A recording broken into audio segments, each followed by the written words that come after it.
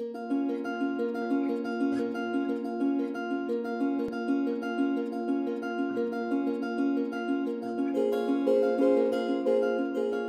je n'aurais pu imaginer être un jour touchée par un cancer. Personne n'est préparé à l'annonce d'une telle maladie. Cette annonce en quelques mots ne peut être que brutale.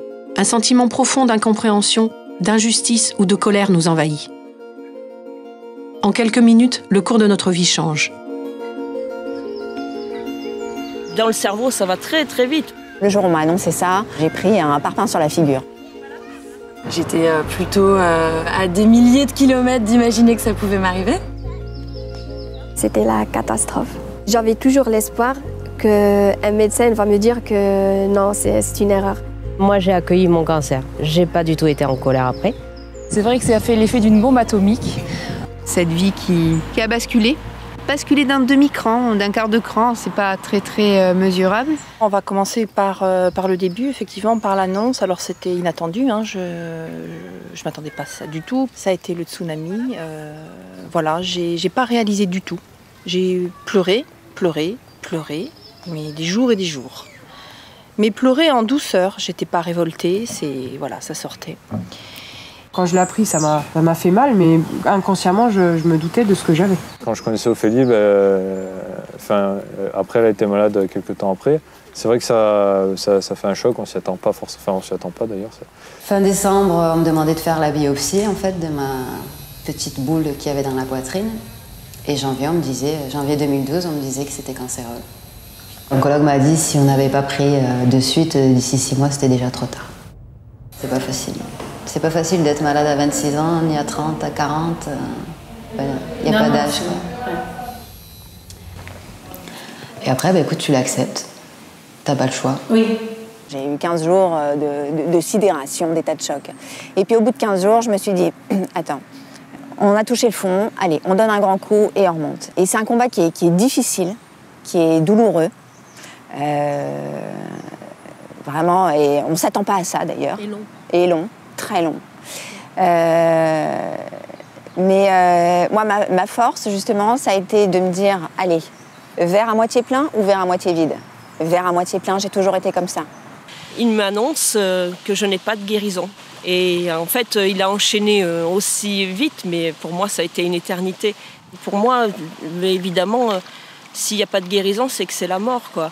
Donc en fait, c'est pas ça. Donc il m'explique que je passe comme un peu un diabète en maladie chronique, que je serai soignée toute ma vie, qu'il n'y a plus de fin aux soins.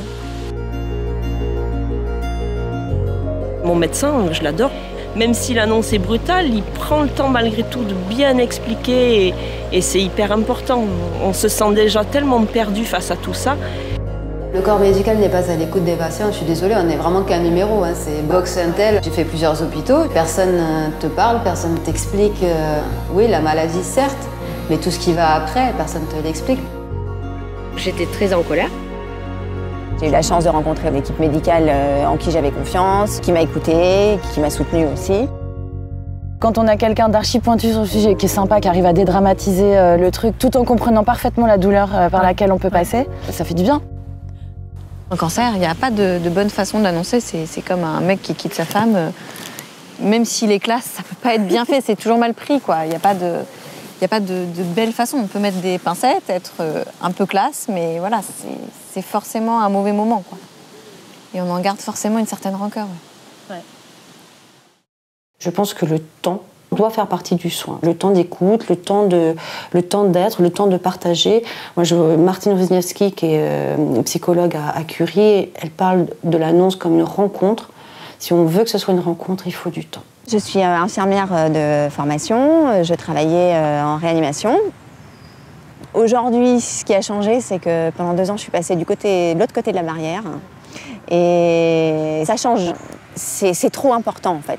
C'est-à-dire qu'il y a l'entourage, il y a notre famille, il y a nos amis qui nous accompagnent, mais il y a aussi tous les soignants. Et ils ont un rôle à jouer énorme, énorme. Un sourire quand on rentre dans une chambre, ça change tout. Voilà, on n'est pas un nom de maladie, on n'est pas un numéro de chambre. On est, moi à l'époque, une femme de 35 ans qui venait d'avoir un petit garçon qui avait 3 mois et qui, voilà, et à qui on annonçait qu'elle avait un cancer, qu'elle avait des chances de mourir et qu'on allait lui enlever le sein. Voilà, ça faisait beaucoup de choses et donc c'était important, quand je les voyais rentrer dans la chambre, de... voilà, ce visage illuminé, ce sourire. J'en ai discuté avec l'équipe avec qui j'ai travaillé, avec certaines personnes avec qui je travaillais à l'époque, voilà, en leur disant que quand on est au fond d'un lit, qu'on a mal, qu'on n'est pas bien, qu'on est inquiet, qu'on est angoissé, on a besoin d'avoir autour de nous des infirmières, des aides-soignantes, des médecins qui ont le sourire, qui ont justement le petit geste, la petite phrase, la bonne attitude et surtout de la bienveillance. Ces mots, bien choisis ou maladroits, resteront à jamais gravés dans notre mémoire. Ceux de mon médecin m'aident encore chaque jour à garder espoir et optimisme.